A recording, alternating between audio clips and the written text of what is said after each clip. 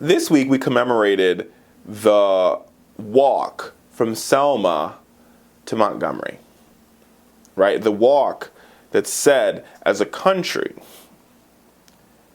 we would make sure we pass laws and we made it so every American would have the right to vote. No impediments, no blockades, no structural barriers. Every American would have the right to vote. And as LBJ said it so poignantly, we shall overcome. Well, sadly, that message and that commemoration missed the people, the Republicans in the state of Ohio, who snuck in a last-minute poll tax into the transportation bill. Yes, indeed, America, it is true. In a last-minute addition to Ohio's transportation bill, close to almost 120,000 college students will have to pay a poll tax in order to vote. Now, here is how it works. Republicans in the state Senate last week, in a very, very late session, indicated basically what they would do is to solve the state's budget crisis.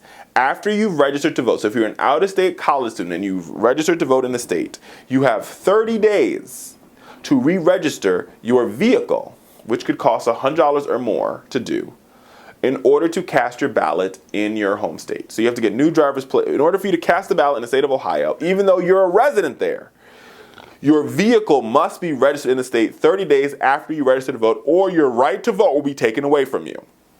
Yes, indeed, it is true. So even if I register today in Ohio, because I go to Ohio State, if my car is not registered with Ohio tags, 30 days later, the state will literally walk in and say, we're going to take away your right to vote. Bringing it, it's like the hand. It's like the dark hand of the poll tax coming to take away your right to vote. So, America, poor college kids are now going to have to pay $100. You heard it here, $100. 5 20s, 2 50s, 10 $10 bills to vote in the state of Ohio. America, this is the new Jim Crow. I like to call him Jim Crow Jr. Esquire. And this is what he does. And in the middle of the night, right, in the dead of night, he sneaks in little laws written very quickly on their little computers to make sure it is impossible for people to go vote. They will do everything in their power to stop Americans from voting because they understand that when college students vote and when senior citizens vote, and when African Americans vote, and when Latinos vote, they lose. So instead of changing their policies to appease to these voting bases, they say, let's just cut them off. Let's just silence their voices. Let's take their voices away. America, this is the 21st century version of Jim Crow. This is 21st century bigotry, this is 21st century racism, and this is 21st century discrimination. Now we have two options. Option number one, we can sit back and we can take it, or option number two, we can fight back and we can destroy it and we can defeat it. But that requires that we all work together to get it done. So this is what we've got to do. It's pretty simple.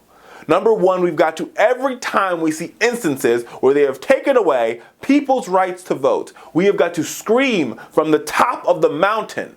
We've got to be the canaries in the coal mine. We have got to be the voices in the choir saying, hell to the nah. You cannot do this. And number two, and most importantly, we have got to vote. We've got to figure out, listen, if you want to, this is how this game works. If you want to change the system, if you want to jerry-rig the system so that your candidates win, well, we got news for you. We will turn out more people. If you want to get rid of 120,000 people from the voting rolls, we're going to register 500,000. This is how we defeat this type of crap. Is we go out there, we register folks to vote, and we get them to the polls, and we vote for candidates that stand up for every American's right to vote, because our Constitution doesn't work, our democracy doesn't work, we as a nation don't work unless every American has the right to vote. So for the Ohio Republican Party, let me tell you something. Yeah, you might have won the battle, but guess what? The people are going to win the war, because the power of the people will always overcome the people in power.